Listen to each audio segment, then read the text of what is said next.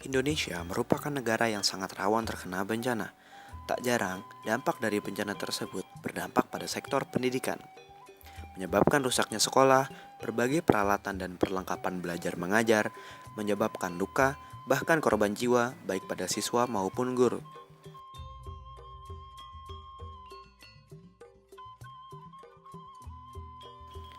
Tentu kondisi ini mengakibatkan proses belajar mengajar di sekolah menjadi terganggu. Padahal, pendidikan adalah hak asasi manusia yang mendasar bagi semua orang.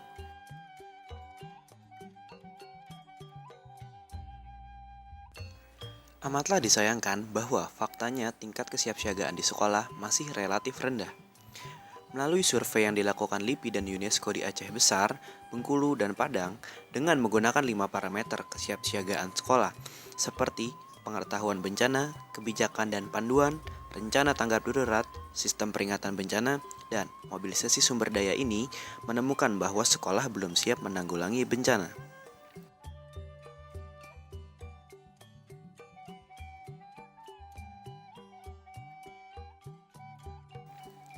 Ini menandakan bahwa sekolah malah menjadi sebuah ruang publik yang memiliki tingkat kerentanan yang tinggi dan memposisikan anak-anak sebagai komunitas yang sangat rentan.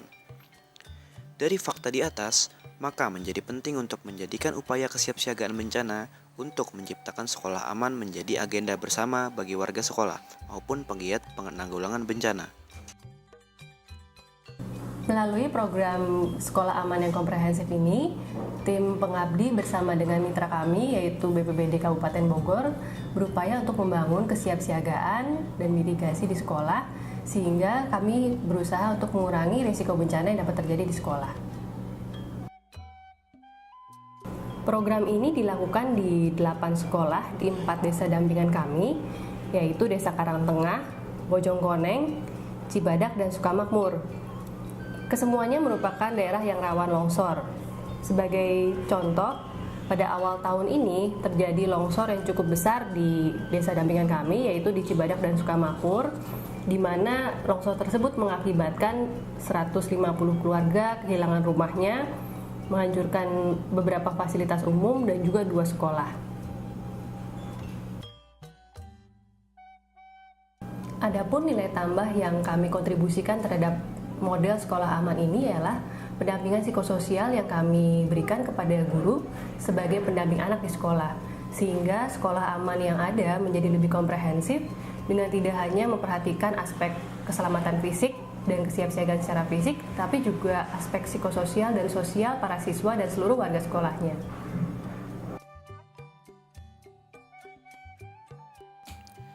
Program ini diawali dengan pelatihan fasilitator sekolah yang melibatkan mahasiswa maupun relawan yang berasal dari desa setempat.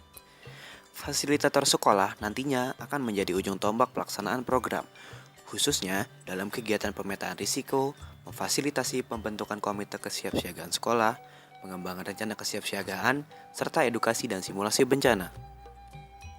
Oleh karena itu, sebelum turun ke lapangan, mereka akan dibekali dengan berbagai pengetahuan dan keterampilan terkait sekolah siaga bencana maupun bagaimana menjadi seorang fasilitator, sehingga mereka dapat menjalin kerjasama dan kolaborasi yang baik antar masyarakat setempat dan seluruh warga sekolah dalam menciptakan sekolah yang aman.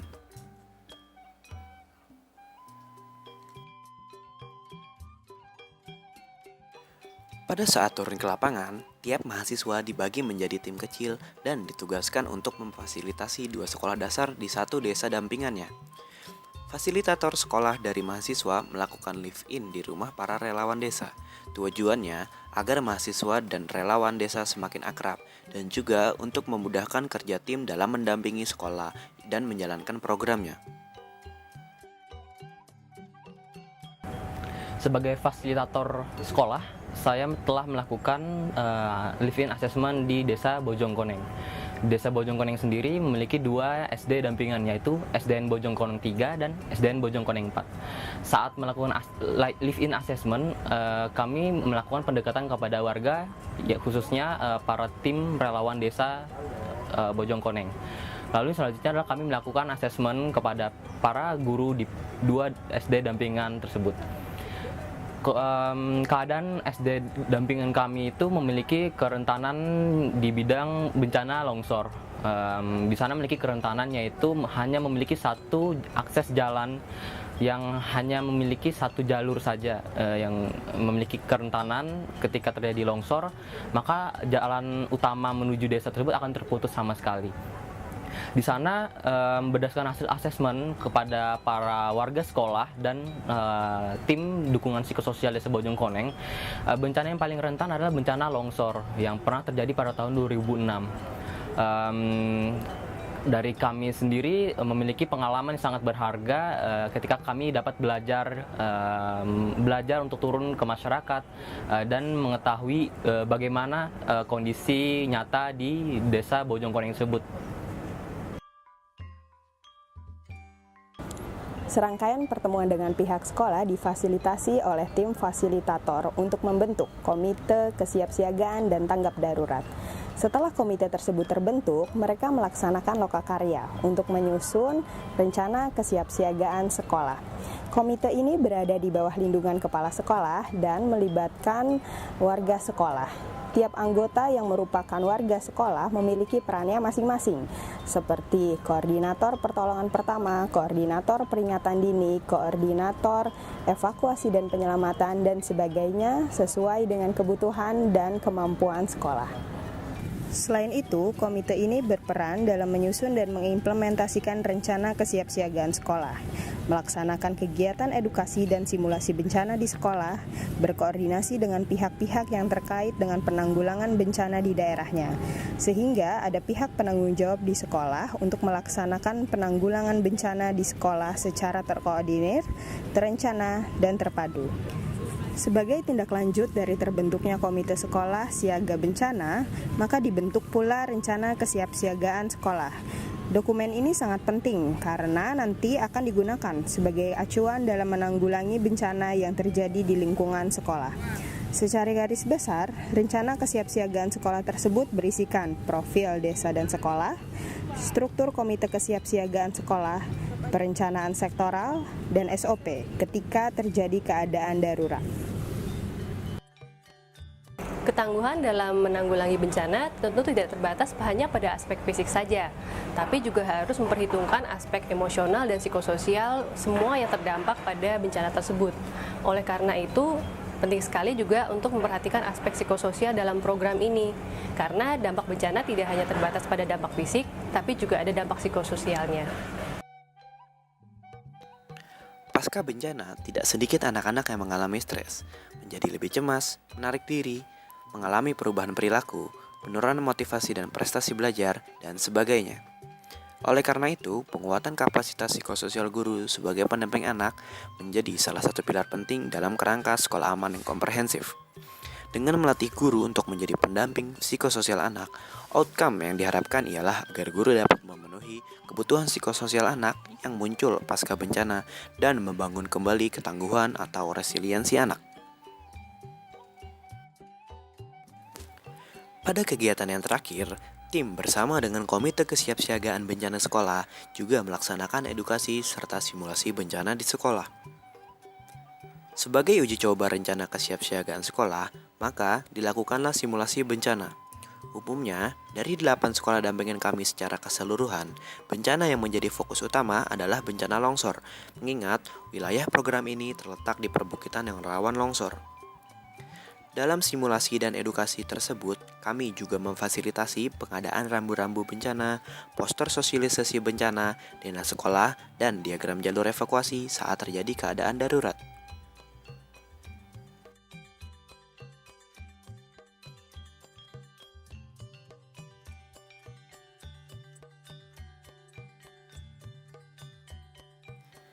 Adapun outcome yang diharapkan dari aktivitas ini ialah membangun kapasitas siswa dan seluruh warga sekolah untuk merespon bencana, serta meningkatkan kesadaran warga sekolah mengenai pentingnya mitigasi bencana.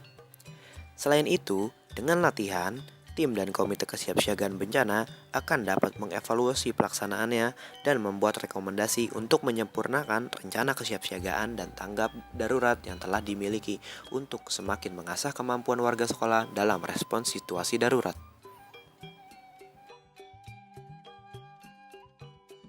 Kesannya ya, kami atas nama lembaga pendidikan yang kebetulan Alhamdulillah ya kebagian program ini, merasa bangga dan bahagia. Tentunya terima kasih banyak ya kepada teman-teman yang sudah rela kemudian mengorbankan waktu dan semuanya, baik itu tenaga maupun material untuk mengadakan pelatihan program siaga bencana di sekolah ini. Harapan dari program ini adalah saya khususnya sebagai mahasiswa dapat mendapatkan pelajaran yang berharga ketika kami turun ke lapangan di masyarakat, dan juga berdasarkan pengalaman saya memiliki harapan yang besar untuk keberlanjutan program ini. Ketika masyarakat di sana telah dapat menjalankan program ini dengan mandiri, itulah keberhasilan dari program ini. Harapan dari program ini tentu saja keberlanjutan program ya. Semoga guru-guru atau komite sekolah nanti di sana itu bisa secara mandiri melakukan simulasi, terus menyediakan peralatan yang memang dibutuhkan untuk kesiapsiagaan sekolah gitu. Jadi dilatihkan terus drilling dan lain sebagainya. Dan kemudian harapan lain, semoga kalau misalnya nanti ada kegiatan seperti ini lagi, ada program seperti ini lagi yang melibatkan mahasiswa, di situ mahasiswa bisa banyak belajar. Karena dengar-dengar dari teman-teman yang live in, memang banyak sekali pengalaman yang mereka dapatkan dengan mendapatkan jejaring yang sebelumnya belum pernah didapatkan, dan juga tentu saja bagaimana mengatur atau melaksanakan program kesiapsiagaan sekolah itu.